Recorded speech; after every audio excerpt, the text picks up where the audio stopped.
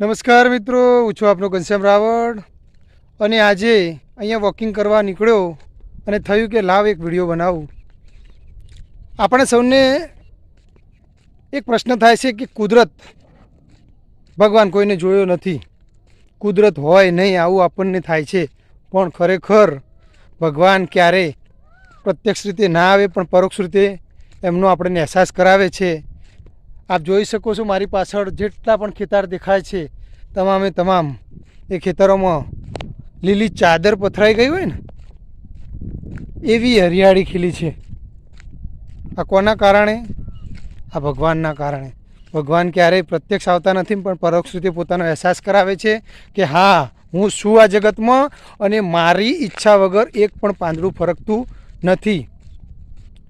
અને એ આપણે અહીંયા જોઈ શકીએ છીએ કે ખરેખર કેટલું સરસ ખુશનુમા વાતાવરણ છે અને ચારે બાજુ બસ લીલોતરી લીલોતરી દેખાય છે. એટલે આ ભગવાન, આ કુદરત છે એનો કમાલ છે. એનું એ પ્રત્યક્ષ નથી પણ પરોક્ષ રીતે પુરાવો આપ્યો છે કે હા, હું છું અને હું જે ઈચ્છું એ જ થાય છે. મારી ઈચ્છા વગર પાંદડું પણ ફરકતું નથી.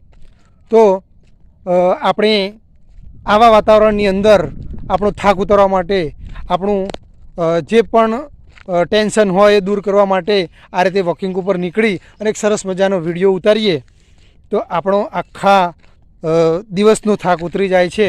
એટલે ખરેખર આપ જોઈ શકો છો કે જુઓ આ કુદરતનો કમાલ. પાછળ લીલોતરી કેટલી સરસ દેખાય છે. આ ઓબાવાડિયું છે. દરેક ખેતરોની અંદર ખૂબ જ સરસ લીલોતરી સવાઈ ગઈ છે અને જગતનો તાત ખેડૂત પણ ખૂબ ખુશ છે અને એ ખુશ હોય તો આપણે ખુશ રહેવાના જ છીએ. આભાર.